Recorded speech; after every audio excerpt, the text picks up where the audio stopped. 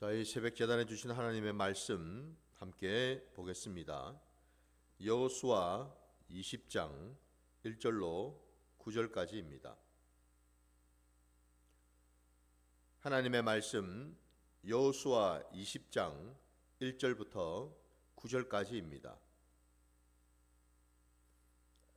여호와께서 여호수아에게 말씀하여 이르시되 이스라엘 자손에게 말하여 이르기를 내가 모세를 통하여 너희에게 말한 도피성들을 너희를 위하여 정하여 부지 중에 실수로 사람을 죽인 자를 그리로 도망하게 하라.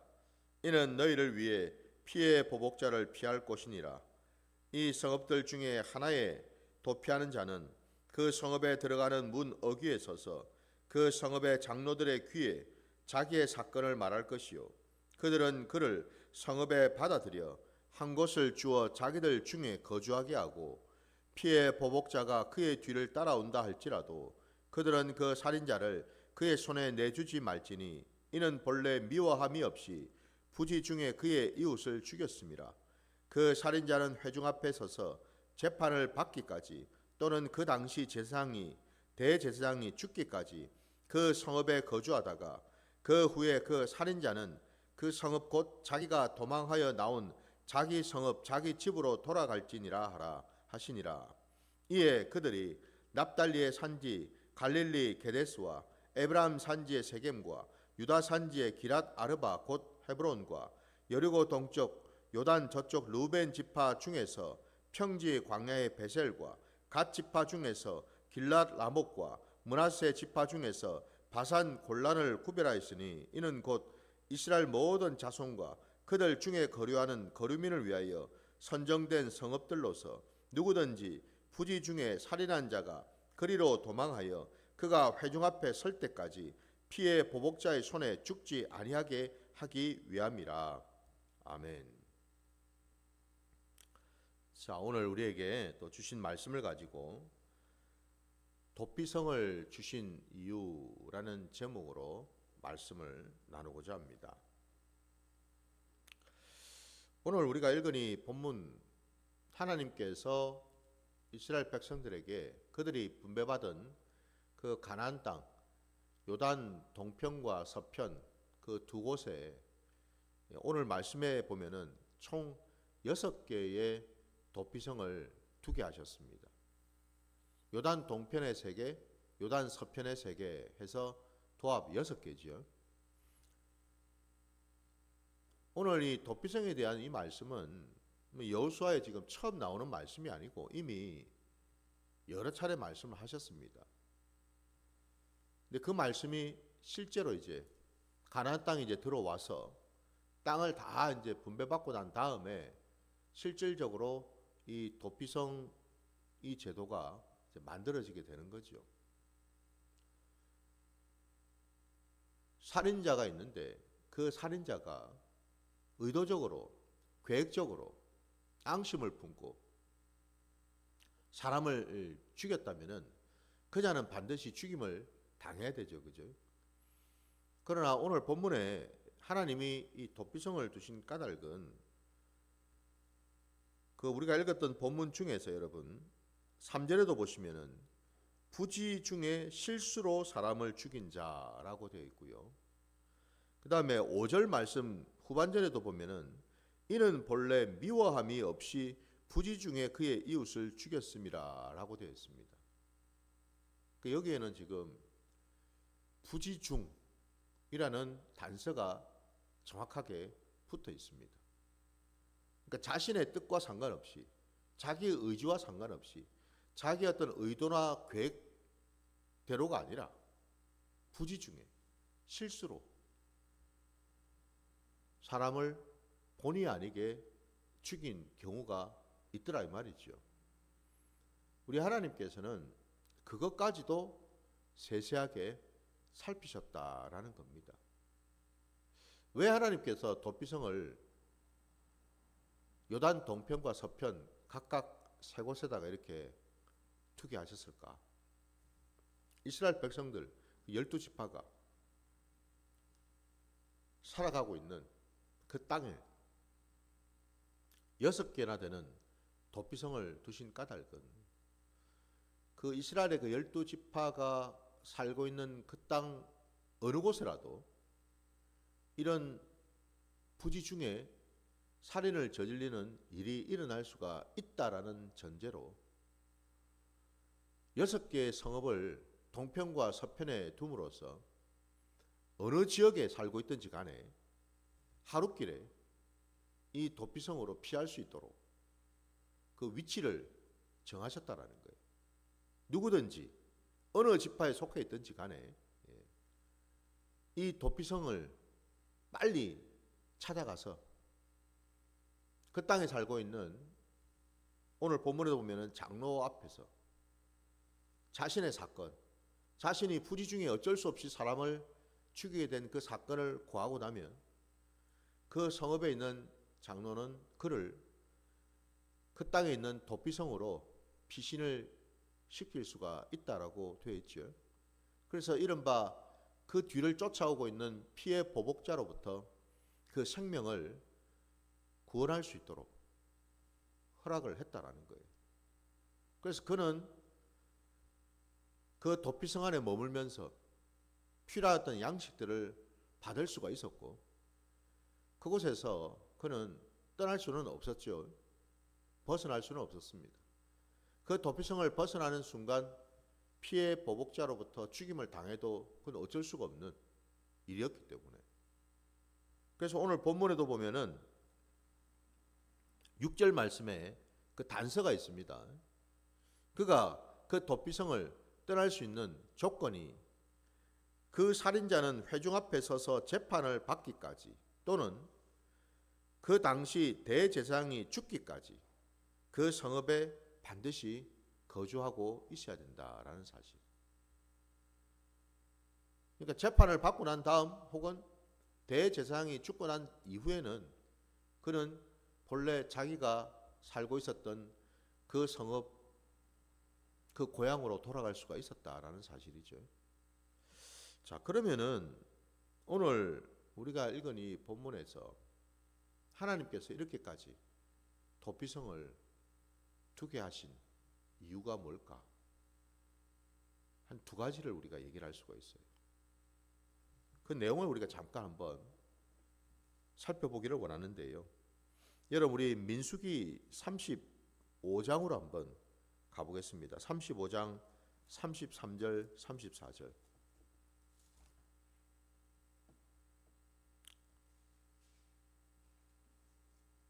민수기 35장입니다.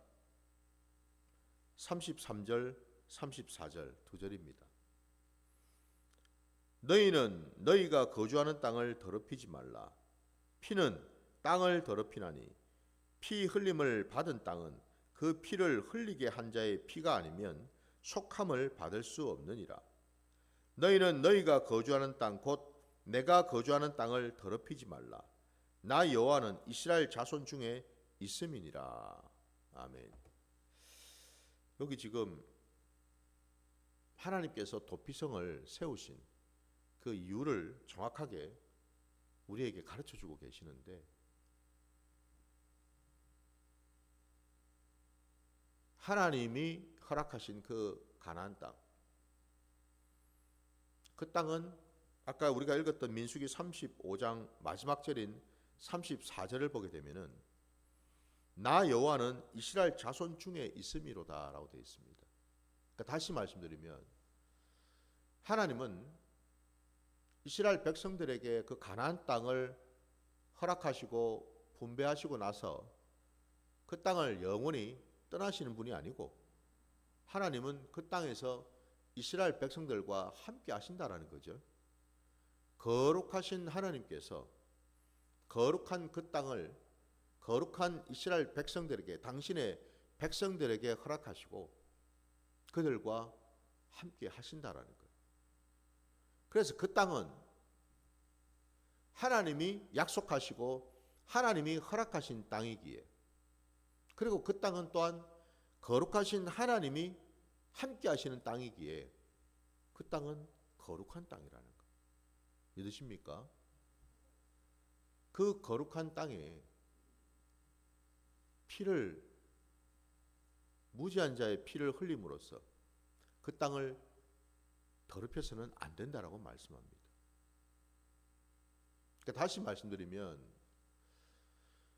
부지 중에 살인을 저지른 자가 있다고 할 때 그 죽임을 당한 자의 가족이든 친지든 누구라도 그 살인자를, 부지 중에 누군가를 죽인 그 살인자를 피해 보복자가 찾아가서 그를 죽인다고 하면은 결과적으로는 어떤 일이 벌어지는 겁니까? 하나님은 분명히 부지 중에 살인을 저지른 자는 살리기를 원하시잖아요. 왜? 그가 의도적으로 한 게 아니니까. 계획적으로 한 게 아니니까. 그걸 하나님이 아시기 때문에 하나님은 그 부지 중에 살인을 저지른 그 자를, 그 생명을 하나님은 살리기를 원하시는데, 사람이, 피해 보복자가 자신의 감정으로, 기분으로, 자기 생각으로 그 사람을 똑같은 방식으로 죽인다, 보복을 한다. 그렇게 됐을 경우에 문제는요, 부지 중에 사람을 죽인 그 사람의 피가 땅에 떨어짐으로 인해서 그 땅이 더럽혀진다라는 사실이죠. 땅이 더럽혀질 뿐만 아니라 그 땅이 하나님의 저주를 받게 된다라는 겁니다. 하나님은 거룩하신 하나님이시기에 하나님이 함께 하시는 그곳도 거룩한 곳이 되어야 될 줄 믿습니다. 그래서 하나님은 이 도피성을 두심으로 인해서 그 땅이 더럽혀지는 것을 미연에 막으려고 하셨다라는 사실이. 그보다 더 중요한 사실은 생명은 하나님에게 있고 모든 인생들은 하나님의 형상대로 지음받았기에 어느 누구도 그죠? 하나님 앞에서 억울한 죽임을 당하는 것을 원치 않으신다는 거죠. 왜? 하나님의 형상이 깨어지니까. 하나님이 지으신 그 생명이 죽임을 당한다는 것은 하나님께 도전하는 거잖아요. 그러니 하나님께서 그걸 원치 않으시는 게 너무나 당연하겠지요. 바로 그것 때문에 하나님은 한 사람이라도 억울한 생명이 있기를 원치 않는다라는 거죠. 그래서 여기에는 여러분 비단 이스라엘 백성들뿐만이 아니고 그 땅에 하나님이 함께 하시는 그 땅에 거류하는 거류민이나 이방인이라도 여러분 누구라도 하나님은 억울한 죽임을 당하는 것을 원치 않으신다라는 거죠. 피의 생명이 있기 때문에 억울한 피가 땅에 흐르는 그 순간 그 땅은 저주받은 땅이 되어버린다라는 거예요. 그죠? 여러분이 창세기 4장으로도 한번 잠시 가볼까요? 창세기 4장입니다.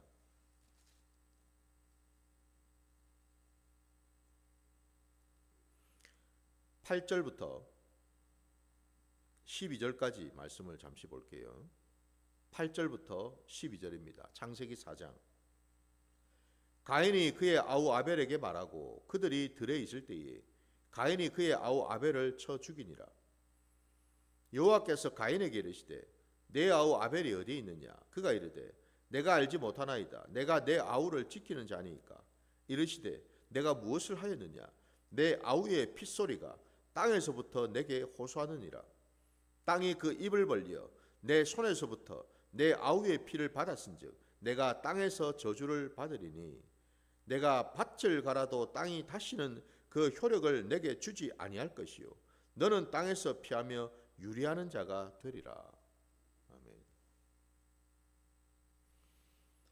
죄 없는 피를 그 땅에 쏟는 순간, 흘리는 순간 땅도 저주를 받고 그리고 피를 흘린 그 사람도 저주를 받는다고 말씀하고 있습니다.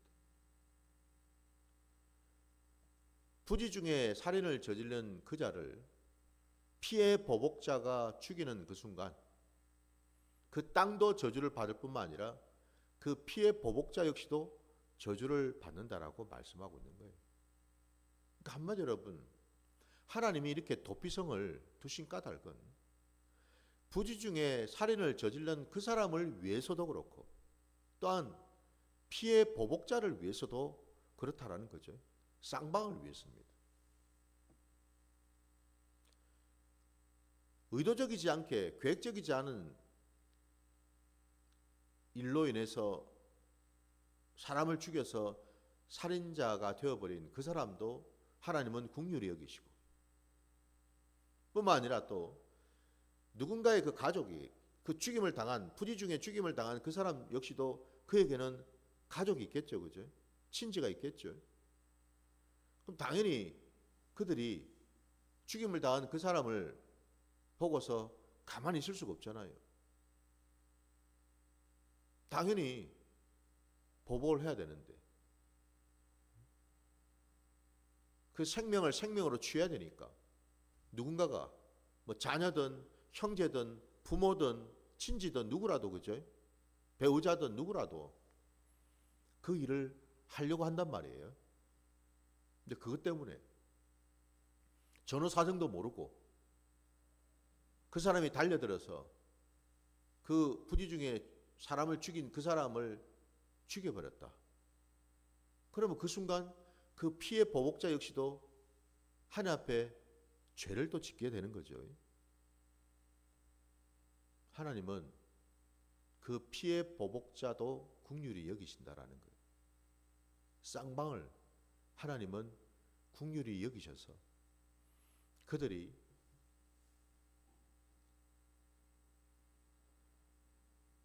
그 사건 때문에 하나님 앞에 범죄하기를 원치 않으신다는 사실이에요.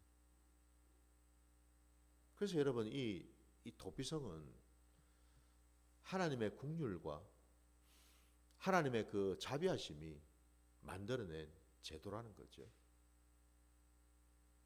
그래서 여러분, 하나님께서는 이처럼 참 세심하시게 우리를 배려하신다라는 사실이죠. 어느 것 하나 놓치지 아니하고, 그리고 우리의 체질과 우리의 형편을, 우리의 수준을 너무나 잘 아시기에 하나님은 미리미리 단도리를 하신다라는 거예요. 어느 누구도 하나님 앞에서 억울한 자가 없도록 하시려고 하나님은 이렇게 세세하게 돌아보시고 챙기시는 하나님이신 줄 믿습니다. 그래서 여러분, 우리가 아까 읽은 여기 창세기 4장 말씀에도 가인은 의도적으로 동생 아벨을 죽였잖아요. 부지 중에 죽인 게 아니죠, 그죠? 의도적으로 죽였습니다. 가인은 당연히 죽어 마땅한 자 아닙니까, 그죠? 왜? 부지 중에 죽인 게 아니잖아요. 그는 작정하고 의도적으로 살인을 저질렀어요. 근데 놀랍게도 하나님께서는 오늘 우리가 아까 읽은 창세기 4장 그 뒤에 말씀을 보면은 하나님이 가인을 죽이셨습니까? 아니죠. 하나님은 그 가인을 죽이지 아니하시고 그 땅에서 내어보냈습니다. 심지어는 여러분 13절 이하에도 보시면은 가인이 여호와께 아뢰되 내 죄벌이 지기가 너무 무거우니이다. 주께서 오늘 이 지면에서 나를 쫓아내시온 즉 내가 주의 낯을 배웁지 못하리니 내가 땅에서 피하며 유리하는 자가 될지라 무릇 나를 만나는 자마다 나를 죽이겠나이다 라고 호소를 합니다. 그랬을 때 15절에 여호와께서 그에게 이르시되 그렇지 아니하다. 가인을 죽이는 자는 벌을 7배나 받으리라 하시고 가인에게 표를 주사 그를 만나는 모든 사람에게서 죽임을 면하게 하시니라 라고 되어 있습니다. 놀랍지 않습니까, 여러분? 하나님은 어쩌면 죽어 마땅한 자인데도 죽이지 아니하시고 살리셨어요. 심지어는 그 죄인이, 살인자가 하나님께, 여호와 하나님께 간청을 했을 때 표까지 주시면서까지 그가 죽지 않도록 배려를 하셨다는 사실, 이게 놀랍지 않습니까, 여러분? 죽어 마땅한 자까지도 하나님은 죽는 것을 원치 않으시더라 이 말입니다. 저와 여러분이 이 사순절 기간 동안에 우리가 생각해야 될 것이 뭘까? 사실 우리도 주님을 만나기 전에는, 아니 주님이 우리를 택하시고 부르시기 전에는 우리 역시도 모두 다 가인의 후예였죠. 살인자의 후예였다고요, 여러분. 육신의 생명은 있어서 이 땅에 태어나서 살고는 있었지만은 주님을 만나기 전에는, 주님의 십자가의 그 공로 아래 들어가기 전까지는 우리 모두 다 가인의 후예였다라는 겁니다. 한마디로 뭐예요? 가인의 후예가 살인자의 후예예요, 여러분. 죽어 마땅한 자의 자손들이다 이 말이죠, 그죠? 아니 목사님, 나는 가인처럼 사람을 죽인 적이 없는데요. 과연 그런가요? 사람을 미워한 적이 없습니까, 여러분? 원망한 적 없습니까? 시기 질투한 적이 없습니까, 여러분? 마음으로, 생각으로, 눈으로, 입으로 없나요, 여러분? 수없이 있지 않습니까, 여러분? 나를 힘들게 한 사람, 나를 어렵게 한 사람, 내게 고통을 준 사람, 나를 실망시킨 사람, 우리가 그런 자들을 그냥 잠잠한 눈으로 바라봤습니까? 잠잠히 그냥 지켜만 봤나요? 아니죠, 그죠? 원망, 분노, 시기 질투, 미움, 이게 다 뭐죠? 그 사람을 죽이는 모습이잖아요. 손가락으로 여러분 한번 헤아려 보십시오. 그동안 내가 누구누구를 얼마나 미워했는지.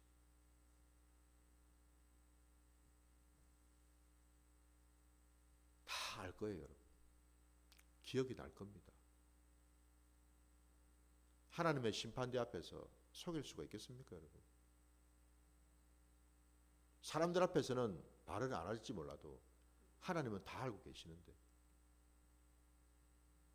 배우자는 모를지 몰라도 하나님은 다 알고 계시는데, 형제 자매는 모를지 몰라도 하나님은 다 알고 계시는데, 부모는 모를지 몰라도 하나님은 다 알고 계시는데 누구를 속이겠습니까, 여러분? 내가 저지른 짓들 하나님은 다 알고 계시는데, 이것만 놓고 봐도 여러분 우리가 얼마나 뻔뻔한 자인지 알 수 있지 않습니까, 여러분? 아닌 척, 없는 척, 안 한 척, 우리가 그런 자 아니었냐 이 말이에요, 여러분. 그래서 가인의 후예라는 겁니다, 여러분. 근데 우리는 착각을 하죠. 나는 원래부터 의인된 자인 것처럼, 나는 원래부터 예수를 믿었던 자인 것처럼 착각을 하죠, 그죠? 나는 원래부터 구원받아서 선한 자인 것처럼 착각을 하죠, 그죠? 아니잖아요. 사순절에 여러분 우리가 깨달아야 될 것은요, 우리의 죄인됨입니다, 여러분. 내가 얼마만큼, 오늘 말씀을 전하기 앞서서 우리가 함께 찬양을 불렀던 것처럼 여러분, 이 벌레 같은 날 위해 주님이 당신의 보혈을 흘려주셨기 때문에 우리가 사람이 될 수 있는 거고 우리가 의인이 될 수 있는 거죠. 그죠? 사실 여러분 우리 신앙의 자리에서 이 고백이 돼야 되죠. 원래 우리는 버러지 같은 자들이잖아요. 벌레만도 못한 자들이었잖아요. 여러분 이게 무슨 자기를 비하하고 뭐 자기를 학대하는 얘기입니까 이게? 원래 죄인된 우리는 그런 자들이었다 이 말입니다. 여러분. 그럼에도 불구하고 하나님은 여호와 하나님께서는 가인을 죽이지 아니하시고 가인의 후예를 죽이지 아니하시고 살리셨다는 사실이에요. 왜? 주님이 이 땅에 오셔서 구원을 이루셔야 되니까. 모든 인생들이 하나님의 마음은 하나님의 예정하심은 죽지 아니하고 지옥에 떨어지지 아니하고 이 땅에 오신 예수 그리스도를 믿어 구원에 이르기를 원하시기 때문에 그렇다라는 거죠. 이게 우리 하나님의 놀라운 구원의 뜻 아니십니까, 여러분? 바로 그 맥락에서 우리가 이 도피성을 바라봐야 될 줄 믿습니다. 뭐 구약의 도피성이라니까 지금 뭐 우리하고는 상관없는 것처럼 우리는 생각하기 쉬운데 그게 아니라는 거죠. 그 도피성이 뭘 말하겠습니까, 여러분? 이 땅에 오신 예수 그리스도를 예표하는 거죠, 그렇죠? 주님 안에 들어가면 나는 살 수가 있다라는 거죠. 주를 믿으면 주님의 십자가의 공로를 의지하고 붙들면 나는 죽지 아니하고 살 수 있다라는 거죠, 그렇죠? 이게 도피성이잖아요. 마치 노아의 시대에 모든 자들이 물로 심판을 받을 그때 노아와 그의 가족들이 그 방주 안에 있을 때 온통 세상이 가장 높은 산까지도 물이 차올라서 모두가 다 죽을 수밖에 없는 그 상황에서도 방주 안에 있으니 그들은 모두 살 수가 있었다라는 거죠. 마치 그 방주와 같이 이 도피성이 있다라는 겁니다. 방주 안에만 있으면 아무리 여러분 물이 요동을 치고 파도를 치고 물속에 마치 잠기는 것처럼 깔아앉는 것처럼 보여도 결국 그 방주는 물 위를 떠다니게 돼 있죠, 그죠? 물 위로 떠오르게 돼 있어요, 여러분. 왜? 그게 하나님의 뜻이니까요. 저도 여러분도 우리의 영원한 도피성이 되시는 주님 안에 있을 때 우리는 주님이 우리를 지키시고 보호하시고 또한 우리를 신원해 주실 줄 믿습니다.